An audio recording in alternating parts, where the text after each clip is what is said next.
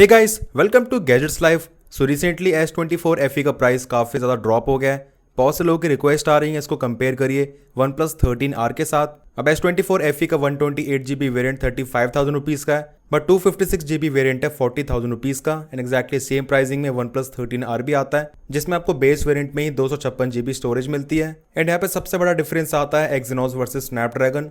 Like यहाँ पे latest Android 15 में दोनों फोन्स किस तरीके से परफॉर्म करते हैं, यानी क्या सच में सैमसंग का Exynos 2400E इतना ज़्यादा बुरा है। तो स्पेशली जिन लोगों को S24 FE की परफॉर्मेंस की चिंता है, इस वीडियो को एंड तक ज़रूर देख लेना, आपके सभी डाउट्स क्लियर हो जाएंगे। अब दोनों फोन्स अपने अपने लेटेस्ट वर्जन्स पे अपडेटेड हैं। सैमसंग में है One UI 7 एंड्रॉइड 15 के साथ, वहीं OnePlus में है एंड्रॉइड 15 विद Oxygen OS 15। अब जनरल परफॉर्मेंस की बात करें तो S24 FE की यहाँ पे जो एनिमेशंस है वो One UI 6.1 के मुकाबले बहुत ज़्यादा बेटर हो चुकी हैं। लाइक यहाँ पे कोई भी जिटर्स लैग्स वगैरह आपको नोटिस नहीं होंगे। हल्का फुल्का डिले ज़रूर देखने को मिल सकता है, बट लैग्स एंड जिटर्स बिल्कुल भी एग्जिस्ट नहीं करते हैं। अब OnePlus की बात करें तो इसकी एनिमेशंस मुझे यहाँ पे सैमसंग के मुकाबले थोड़ी और ज़्यादा रिस्पॉन्सिव, ज़्यादा स्मूदर लगती हैं। एंड फ़ोन को थोड़ा फास्ट इस्तेमाल करने पे ऐसा लगता है दैट ये थोड़ा ज़्यादा रिस्पॉन्सिव है। पर ये डिफरेंस तभी है जब आप दोनों फ़ोन्स को साइड बाय साइड कंपेयर करते हो। एंड बिना कंपेयर करे दोनों फ़ोन्स में आपको general performance, day to day task में एनिमेशंस बहुत ज़्यादा अच्छी लगेंगी। इनकी टेस्टिंग करने से पहले टेम्परेचर आप देख लीजिए। अब दोनों फ़ोन्स का टेम्परेचर काफ़ी ज़्यादा क्लोज है, 32 डिग्री सेल्सियस के आसपास। अब सैमसंग में है Exynos 2400E एंड OnePlus में है Snapdragon 8 Gen 3। रैम टाइप दोनों फोन्स में एक्जैक्टली सेम है, LPDDR5X। अब एक बड़ा डिफरेंस आ जाता है दैट सैमसंग में आपको 128GB वेरिएंट में UFS 3 स्टोरेज मिलती है एंड 256GB वेरिएंट में आपको UFS 4 मिलती है। एंड मेरे पास है दोनों फोन्स का बेस वेरिएंट है, सो यहाँ पे सैमसंग में UFS 3 है। उसके बाद भी जो यहाँ पे सरप्राइजिंगली स्कोर्स हैं वो सैमसंग के ज़्यादा बेटर आ रहे हैं, like read and right speeds. And इसी के साथ सैमसंग रैंडम 4K में भी OnePlus के मुकाबले ज़्यादा बेटर परफॉर्म कर रहा है। सबसे पहले बेंचमार्क्स को रन करते हैं। सो यहाँ पे मैंने OnePlus में इसका जो हाई परफॉर्मेंस मोड है उसको टर्न ऑन कर दिया। एंड सैमसंग में सच कोई भी मोड नहीं है, इसमें आपको नॉर्मल मोड पे बेस्ट परफॉर्मेंस मिल जाती है, फिर आपको इसमें पावर सेविंग मोड मिलता है। अब टेस्टिंग के टाइम पे इनिशियली यहाँ पे दोनों फोन्स का टेम्परेचर बहुत ज़्यादा सेम है, लाइक 35-36 डिग्री सेल्सियस के आसपास। हाँ, Geekbench 6 को यहाँ पे OnePlus ने पहले कंप्लीट जरूर कर लिया है। बैटरी भी आप देख सकते हैं OnePlus में स्टिल 100% है एंड सैमसंग में हो गई 98%। स्कोर्स यहाँ पे दोनों फोन्स के काफ़ी ज़्यादा क्लोज हैं, बट उसके बाद भी OnePlus ने यहाँ पे स्लाइटली बेटर परफॉर्म करा है, स्पेशली सिंगल कोर परफॉर्मेंस में डिफरेंस थोड़ा ज़्यादा है। देन इसके बाद 3D मार्क में सोलर बेड टेस्ट। अब मैंने दोनों फोन्स को यहाँ पे 100% चार्ज इसलिए करा था कि हम लोगों को थोड़ा बहुत बैटरी ड्रेन का भी पता चल सके। सैमसंग में आपको मिलती है 4700 mAh की बैटरी, वही OnePlus में 6000 mAh की बैटरी। यहाँ पे GPU स्कोर्स में क्लियरली OnePlus ज़्यादा बेटर परफॉर्म कर रहा है, बट सैमसंग में कोई बुरा नहीं है, पहले के मुकाबले अच्छी इंप्रूवमेंट्स हैं। नेक्स्ट इसके बाद Antutu बेंचमार्क। दोनों फोन्स को टेस्ट करते हुए थोड़ा टाइम हो चुका है, तो यहाँ पे सैमसंग थोड़ा ज़्यादा हीट हो रहा है OnePlus के मुकाबले। स्टिल डिफरेंस बहुत ज़्यादा नहीं है, हार्डली 1 डिग्री सेल्सियस का ही फर्क है। अच्छा, एक चीज़ मैंने नोटिस करी है दैट परफॉर्मेंस मोड में OnePlus भी अच्छा खासा हीट हो जाता है, यानी लिटरली हीटिंग के मामले में Exynos को पूरी टक्कर दे देता है। फिर वैसे Antutu बेंचमार्क भी OnePlus ने पहले कंप्लीट कर लिया है। स्कोर्स में डिफरेंस अच्छा खासा है, मतलब यहाँ पे 4 लाख से भी ज़्यादा डिफरेंस है। बेंचमार्क टेस्टिंग के बाद टेम्परेचर में डिफरेंस थोड़ा और बढ़ चुका है, अराउंड 3 डिग्री सेल्सियस। अब करते हैं main throttling test. I know बहुत से लोग इसी का वेट कर रहे थे। अब केवल 4 मिनट के बाद यहाँ पे सैमसंग में परफॉर्मेंस थोड़ी ड्रॉप होनी स्टार्ट हो चुकी है। इसका टेम्परेचर 45.7 45.8 तक जा रहा है, ये अच्छा खासा गर्म हो चुका है। वही बात करें OnePlus की, इसका टेम्परेचर 41 भी टच नहीं कर रहा है, मतलब यहाँ पे टेम्परेचर में फर्क 5 डिग्री सेल्सियस का आ चुका है। एंड 15 मिनट की पूरी टेस्टिंग के बाद यहाँ पे सैमसंग में CPU थ्रॉटल टू 75% एंड वही OnePlus में 87%। सो यहाँ पे डिफरेंस अच्छा खासा है। एंड अगेन यहाँ पे जो टेम्परेचर में डिफरेंस है वो 5 डिग्री सेल्सियस के आसपास ही है। अब जब मैंने S24 FE को अनबॉक्स करा था उस टाइम पे ये एंड्रॉइड 14 रन कर रहा था, एंड तब सेम टेस्ट में यहाँ पे जो स्कोर है वो 84-85% के आसपास आया था। एंड एंड्रॉइड 15 में अपडेट करने के बाद डेफिनेटली यहाँ पे जो उसकी थ्रॉटलिंग है ज़्यादा बढ़ चुकी है, अराउंड 10%। अब एप्स एंड गेम्स को लॉन्च कर लेते हैं। Nothing in the background, starting from settings. दोनों फोन्स बहुत ज़्यादा क्लोज थे। देन कैमरा, सो यहाँ पे OnePlus स्लाइटली फास्टर लगा। दोबारा से ओपन करके देख लेते हैं सेल्फी कैमरा में।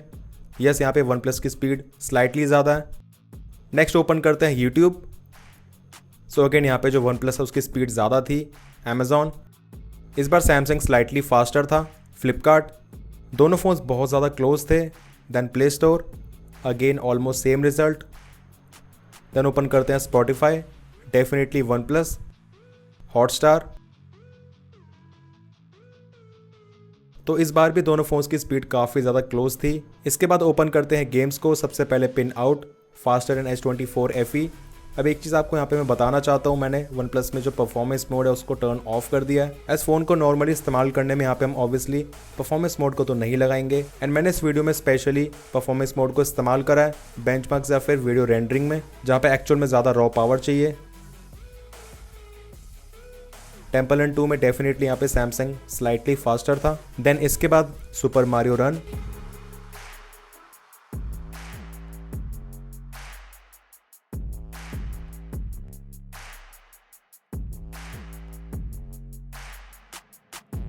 तो अगेन इसमें भी यहाँ पे सैमसंग ही ज़्यादा फास्टर था। Then Jetpack Joy ride,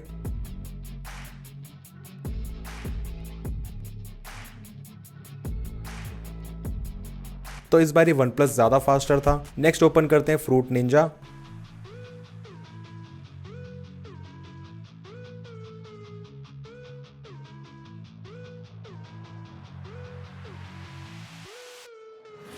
again OnePlus is slightly faster, all दोनों फोन्स की स्पीड में डिफरेंस बहुत ज़्यादा कम है। अब चलते हैं यहाँ पे ओपन करते हैं थोड़ी हैवी गेम्स को। सबसे पहले फ्री फायर, जो कि ऑब्वियसली इतनी ज़्यादा हैवी तो नहीं है, बट हाँ इसे लोड करने में सैमसंग डेफिनेटली ज़्यादा फास्टर था। इसके बाद ओपन करते हैं कुछ और हैवी गेम्स को, COD Warzone,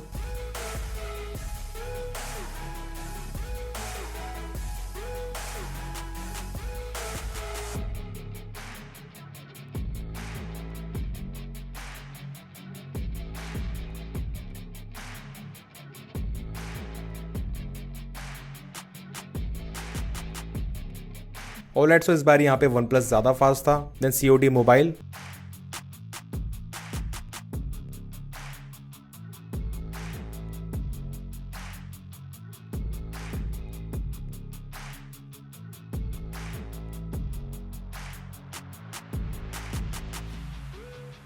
again OnePlus is slightly faster. अब एक चीज़ तो ज़रूर कहनी पड़ेगी दैट सैमसंग ने इंप्रूवमेंट्स अच्छी खासी करी है। लाइक आज से 1 या फिर 2 साल पहले एक्जिनोस के चिपसेट्स इतने ज़्यादा पावरफुल नहीं होते थे दैट उसी प्राइस के फ्लैगशिप स्नैपड्रैगन के चिपसेट के साथ कम्पीट भी कर पाएँ। बट यहाँ पे आप देखेंगे स्पीड के मामले में इसने बहुत सारी गेम्स में इसको इजीली बीट कर दिया। इवन Geekbench 6 में यहाँ पे जो CPU स्कोर है वो भी दोनों फोन्स का बहुत ज़्यादा क्लोज आता है। तो स्पेशली S21 FE या फिर S23 FE के मुकाबले यहाँ पे जिसमें आपको परफॉर्मेंस मिलती है बहुत ज़्यादा बेटर है। एंड खास करके एक्जिनोस चिपसेट होने के बाद भी सैमसंग ने ऑप्टिमाइजेशंस अच्छी करी हुई है, क्योंकि यहाँ पे S24 FE में केवल 8 GB की रैम है एंड वन प्लस में है 12 GB RAM. And as I told you internal speed में भी अच्छा खासा फर्क है। सैमसंग में UFS 3 एंड वन प्लस में UFS 4, बट उसके बाद भी ज़्यादातर गेम्स में इसने वन प्लस को ईजिली बीट कर दिया स्पीड के मामले में। तो सभी एप्स एंड गेम्स को ओपन करने के बाद आपको किस फ़ोन की जो स्पीड है वो ज़्यादा पसंद आई है। अब देखते हैं BGMI में यहाँ पे कौन सा फ़ोन ज़्यादा फास्टर रहेगा।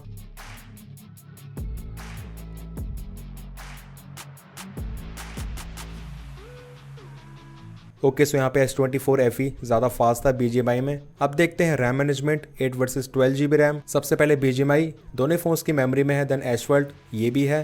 PUBG न्यू स्टेट अगेन दोनों फोन्स की मेमोरी में है। COD वॉरजोन तो इसे सैमसंग रीलोड कर रहा है, वन प्लस की मेमोरी में है। एक गेम का फ़र्क यहाँ पे आ चुका है। COD वॉरजोन दोनों फोन्स रीलोड कर रहे हैं।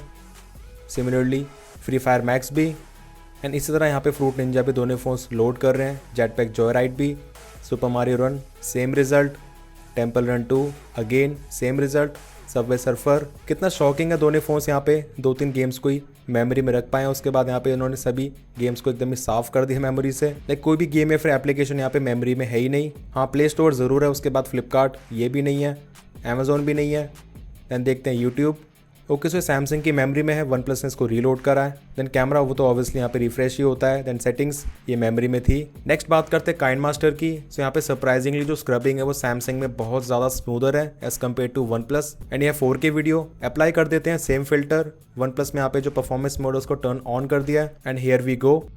हाँ, आपकी तरह मैं भी इस चीज़ को देख के काफ़ी सरप्राइज था that look at the speed of Samsung, it's just killing. And इसने वीडियो रेंडरिंग को वन प्लस के कंपैरिजन में काफ़ी पहले ही कंप्लीट कर लिया। तो यहाँ पे मैं डेफिनेटली सैमसंग की अच्छी ऑप्टिमाइजेशंस को अप्रिशिएट करना चाहूँगा। And similarly VN video editor में भी यहाँ पे जो स्पीड है वो सैमसंग की कई गुना ज़्यादा बेटर है। लाइक यहाँ पे आप देख सकते हैं जिस टाइम पे सैमसंग ने ऑलमोस्ट कंप्लीट कर लिया उस टाइम पे वन प्लस जस्ट 50% के आसपास ही है। सो यहाँ पे डबल स्पीड है सैमसंग की। ओके, सो सारे टेस्टिंग के बाद बैटरी के हाल देखें। सैमसंग में है 75% बैटरी, वही वन प्लस में 83%। तो डेफिनेटली सैमसंग में बैटरी ड्रेन ज़्यादा है, क्योंकि यहाँ पे जो आपको एक्जिनोस चिपसेट मिलता है वो इतना ज़्यादा पावर एफिशिएंट नहीं होता है एंड इसी के साथ इसमें आपको बैटरी की कैपेसिटी भी कम मिलती है। सो पूरी टेस्टिंग के बाद परफॉर्मेंस के मामले में यही एक कंक्लूजन निकलता है दैट सैमसंग ने अपनी परफॉर्मेंस पहले के मुकाबले काफ़ी इंप्रूव करी है। इनफैक्ट आपको यहाँ पे जो ऑप्टिमाइजेशंस मिलती है, स्पीड मिलती है, वो भी कहीं ना कहीं काफ़ी मामलों में स्नैपड्रैगन 8 Gen 3 को भी बीट कर देती है, जैसा कि आपने देखा।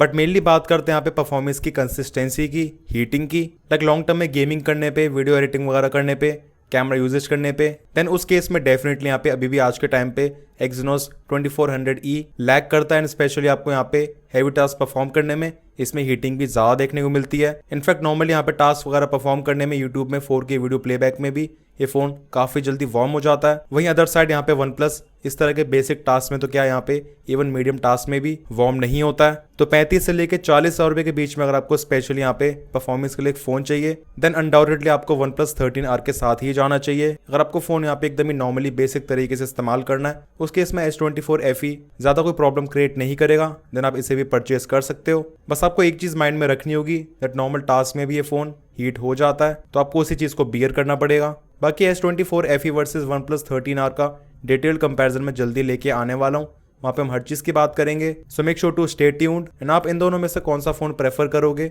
मुझे कमेंट सेक्शंस में ज़रूर बताना। वीडियो पसंद आया, इन्फॉर्मेटिव लगा तो make sure to like this video. Channel पर नहीं हो so make sure to subscribe this channel along with bell icon. मिलते हैं मेरी नेक्स्ट इन्फॉर्मेटिव वीडियोस में। Till then take care.